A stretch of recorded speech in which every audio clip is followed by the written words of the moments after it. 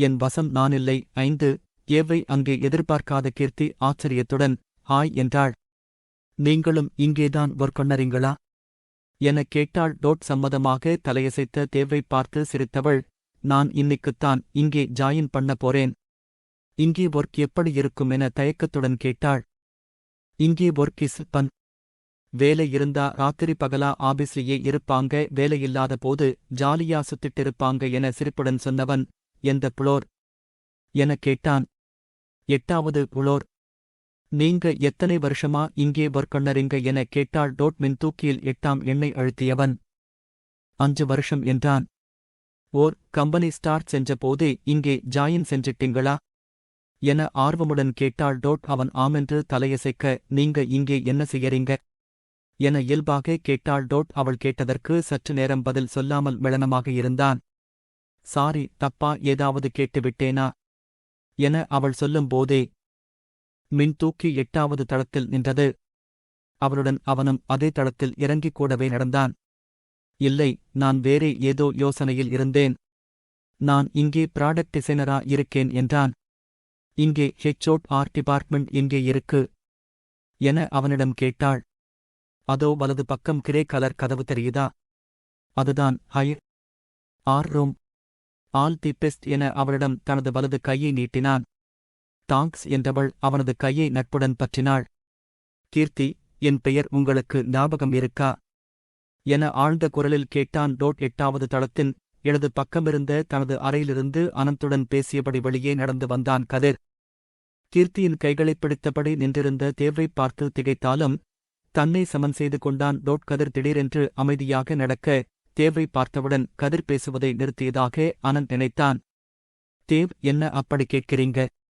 எனக்கு அடிபட்ட போது ஹெல்ப் பண்ணியிருக்கீங்க. சாரி, அன்னிக்கு இருந்த டென்ஷனில் நான் உங்களுக்கு ஒழுங்கா தாங்க்ஸ் கூட சொல்லலை என நெகிழ்ச்சியுடன் சொன்னாள். கதிர் அவர்கள் இருந்த இடத்தை நெருங்கும் போது, மெனி தாங்க்ஸ், உங்களை என்னால் மறக்கவே முடியாது என கண்களில் நன்றியுடன் உணர்ச்சிகள் நிறைந்த குரலில் சொன்னாள். நோ வொரீஸ், எது வேண்டும் என்றாலும் என்கிட்டே தயங்காம கேட்கலாம். ஐ ஆம் தேர் பார் யூ என அழுத்தமாக சொன்னவன் தன் கைகளை அவளிடமிருந்து சிரிப்புடன் விடுவித்துக் கொண்டான். டேக் கேர் என சொல்லிவிட்டு திரும்பி நேராக நடந்தான் தேவ். கீர்த்தி வலது பக்கமாக நடக்கத் தொடங்க கதிர் அதே இடத்தில் அசையாமல் நின்றான். கதிர், போலாமா என அனந்த் கேட்க தன்னை சமன்படுத்திய கதிர், அனந்த், எனக்கு வேற ஒரு முக்கியமான வேலை இருக்கு, இப்போதான் ஞாபகம் வந்தது என முணுமுணுத்தான். தேவை பார்த்ததால் கதிர் மூட் அவுட்டானதாக நினைத்த அனந்த, கதிர், நான் பார்த்துக்கிறேன், நீ போய் உன் வேலையைப் பாரு என சொல்லிவிட்டு கதவை திறந்து வெளியே நடந்தான். தனது அறைக்கு வந்த சேரில் சாய்ந்தமர்ந்து கண்களை மூடிக்கொண்டான் கதிர். தலை வலிப்பது போல இருக்க கைகளால் நெற்றியோரம் தேய்த்து விட்டான். சற்று நேரம் எதையும் யோசிக்க முடியாமல் இலக்கில்லாமல் வெறித்தபடி அமர்ந்திருந்தான். தேவ் பலர் முன்னிலையில் எத்தனையோ முறை இவனை எடுத்தெறிந்து பேசியிருக்கிறான். இவனை பேசிக் கொண்டிருப்பதை மதிக்காமல் பல மீட்டிங்கில் பாதியில் எழுந்து சென்றிருக்கிறான். இவன் எடுத்த பல முடிவுகளை தன்னிச்சையாக மாற்றியிருக்கிறான். வேண்டுமென்றே பல முக்கிய நிகழ்வுகளைத் தள்ளி வைத்திருக்கிறான். இவனை வருந்த செய்யவோ எரிச்சல் படுத்தவோ தன்னால் முடிகின்ற அத்தனை காரியங்களை தவறாமல் செய்தே வந்தான். ஆனால் அப்போதெல்லாம் வராத மனசோர்வு திடீரென்று ஏன் இப்போது தனக்கு வந்தது என புரியாமல் தவித்தான். ஒருவேளை கீர்த்தியை தேவுடன் சேர்ந்து பார்த்ததால் தனது மனநிலையில் மாற்றம் வந்துவிட்டதா என யோசித்தான். கீர்த்தியை இதுவரை அவன் ஒரு முறை தான் சந்தித்து இருக்கிறான், இன்னொரு முறை தொலைவிலிருந்து பார்த்திருக்கிறான். ஆனாலும் பலமுறை அவளை தன் கனவுகளில் பார்த்திருக்கிறான். சில நாட்கள் பகலிலும் அவளது முகம் நினைவில் வந்து போனது. அவளை நினைக்கும் போதெல்லாம் 3 வருடங்களாக அவனது மனதில் அழுத்திய பாரம் லேசாக குறைவதை உணர்ந்திருக்கிறான். முன்பின் அறிமுகமில்லாத ஒரு பெண்ணால் தன்னை பாதிக்க முடியும் என்று யாராவது முன்பு சொல்லியிருந்தால் வாய்விட்டுச் சிரித்திருப்பான். ஒருவேளை கீர்த்தி தேவின் உறவாகவோ தெரிந்தவளாகவோ இருக்கலாம் என நினைத்தான். தெரிந்தவள் என்றால் அவனை எப்படி தெரிந்திருக்கும் என யோசித்தான். 2 வாரம் முன்பு தானே கீர்த்தி இன்டர்வியூவிற்காக சென்னைக்கு வந்ததாக சொன்னாள். ஆனால் தேவின் கையை பிடித்துக் கொண்டு மறக்க முடியாது என்று சொன்னாளே என்று நினைக்கும் போதே மனதின் உரத்தில் கூர்மையாக வலி எழுவதை உணர்ந்தான். தன்னை சமன்படுத்த மடிகணினியை உயிர்ப்பித்தான். மலையென குவிந்திருக்கும் வேலைகளைத் தொடர நினைத்தும் அதில் கவனம் செலுத்த முடியாமல் தவித்தான். தனியாக இருப்பதால் தான் தேவையில்லாத எண்ணங்கள் வந்து போகிறது என நினைத்தவன் எழுந்து வெளியே நடந்தான். சென்னைதான் உங்களுக்கு நேட்டிவா என பேசியபடி கீர்த்தியுடன் வெளியே நடந்தாள் பாவனா. இல்லை, மதுரைதான் நேட்டிவ். இங்கே சென்னையிலே மாமா வீட்டில் இருக்கேன் என்றாள் கீர்த்தி. ஓ அப்படியா, நீங்க ஒர்க் பண்ண போற சந்திரகுமாரோட டீம் 4வது தளத்தில் இருக்கு என சொன்னாள் பாவனா. என்னை நீ என்றே சொல்லலாம் என்றாள் கீர்த்தி. ஓகே கீர்த்தி, நீயும் என்னை அப்படியே கூப்பிடு என்றாள் பாவனா. அப்போது எதிரே வந்த கதிரை பார்த்து குட் மார்னிங் என மரியாதையாக புன்னகைத்தாள் பாவனா. குட் மார்னிங் பாவனா என்ற கதிர் கீர்த்தியைப் பார்த்து hello Keerthi, nice meeting you again என சிரித்தான். அவனை அங்கே சற்றும் எதிர்பார்க்காத கீர்த்தி ஹலோ கதிர் என ஆச்சரியமாக சொன்னாள். விபத்து நடந்தன்று சந்தித்த தேவையும் கதிரையும் இதே அலுவலகத்தில் சந்திப்போம் என்று அவள் கனவிலும் நினைக்கவே இல்லை. வெள்ளை நிறத்தில் சிவப்பு நிற ஊசிமுனை கோடுகளுடைய ஷர்ட்டும் அடர்ந்த பிரவன் நிறத்தில் பெயிண்ட்டும் அணிந்திருந்தான் கதிர். இப்போ உங்க கால் எப்படி இருக்கு? காயம் ஆறிடுச்சா என அவளது வலது காலைப் பார்த்து கேட்டான். சரியாயிருச்சு, 2 நாள்தான் வலி இருந்தது என்றவள் தனது காயத்தைப் பற்றி அவன் அக்கறையாக கேட்டதும் மனதில் ஏதோ ஒன்று இயல்பாக நிகழ்வதை உணர்ந்தாள். டேக் கேர், see you என சொல்லிவிட்டு அனந்தின் அறையை நோக்கி நடந்தான். அவனும் அந்த கம்பெனியின் ஐடி கார்டை அணிந்திருந்ததால் அவனும் அங்கேதான் வேலை செய்கிறான் என்பதை உணர்ந்தாள். கதிரை இந்த கம்பெனியின் சி.இ. என கீர்த்திக்கு அறிமுகம் செய்ய நினைத்தாள் பாவனா.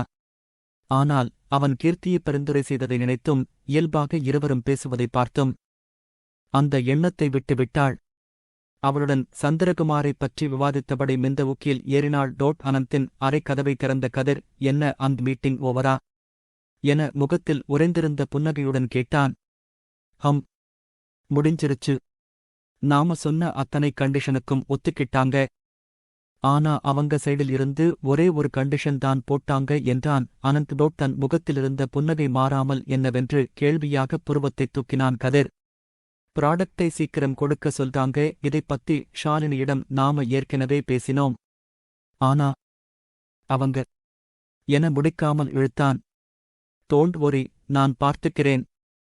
அவங்க கேட்கிற தேதிக்கு முன்னாடியே கொடுத்துடலாம் என சற்றும் கவலையில்லாமல் தன்னம்பிக்கையுடன் சொல்லும் கதிரை அதிசயமாகப் பார்த்தான். மற்ற விவரங்களைப் பற்றி விவாதிக்கும் போதும் கதிர் புன்னகையுடனும் கண்களில் புதிதாக தோன்றிய ஒளியுடனும் பேசுவதை அனந்த் உணர்ந்தான். அரை மணி நேரத்திற்கு முன்புதான் தேவை பார்த்தவுடனே அப்செட்டாகி போயிருந்தான் கதிர். திடீரென்று இப்போது எல்லாவற்றையும் எளிதாக முடித்துவிடலாம் என தன்னம்பிக்கையுடன் சொல்வது அவனுக்கு வியப்பாக இருந்தது. அவனுக்குத் தெரிந்து தேவ்தான் நொடிக்கு நொடி மாறும் மனநிலையுடன் இருப்பான். ஆனால் கதிர்தான் எப்போதும் அவசரப்படாமல் எதையும் நிதானமாக முடிவெடுப்பான். இன்று அவன் யோசிக்காமல் முடித்துவிடலாம் என சொல்வது வினோதமாக தெரிந்தது. ஓகே அனந்த், தேவிடம் டிஸ்கஸ் செஞ்சிட்டு கன்ஃபர்ம் பண்ணிடு என எழுந்தான் கதிர். இன்னிக்கு ஏதாவது முக்கியமான நாளா? யாருக்காவது பர்த்டே, அனிவர்சரி என ஆழ்ந்த குரலில் கேட்டான் அனந்த். இல்லை என தோளை குலுக்கியவன் சிரித்தபடி தலையசைத்துவிட்டு வெளியே செல்ல கதவை திறந்தான். ஏன் அனந்த, திடீரென்று கேட்கிறே என முகத்தில் புன்னகை மாறாமல் கேட்டான் கதிர். இன்னிக்கு உன்னை பார்க்கும்போது 3 வருஷத்துக்கு முன்னாடி இருந்த கதிரை பார்க்கிற மாதிரி இருக்கு. எனிதிங் ஸ்பெஷல் எனக் கேட்டான். நத்திங் என சிரித்தவன் வெளியே செல்லும்போது கதிர் என அனந்தின் மென்மையான குரல் அவனை நிறுத்தியது. நீ சிரிக்கிறதைப் பார்க்க எனக்கு ஹாப்பியா இருக்கு. You look very smart today என்றான் அனந்த். காலையிலே என்னை சும்மா ஒட்டாதேடா என சொல்லிவிட்டு கதவை சாத்திவிட்டு நடந்தான்.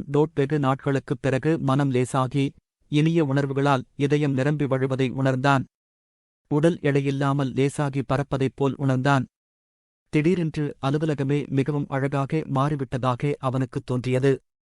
மென்மையாக ஒரு பாடலை முணுமுணுத்தபடி தன் கைகளால் தலைமுடியை பின்னால் தள்ளியவன் முகம் நிறைந்த சிரிப்புடன் துள்ளலான நடையுடன் தன் அறையை நோக்கி செல்லும்போது யார் மேலோ வேகமாக இடித்தான். சாரி என அவன் புன்னகையுடன் நிமிர்ந்தபோது கண்களில் சினம் பொங்க தேவ் நின்றிருந்தான்.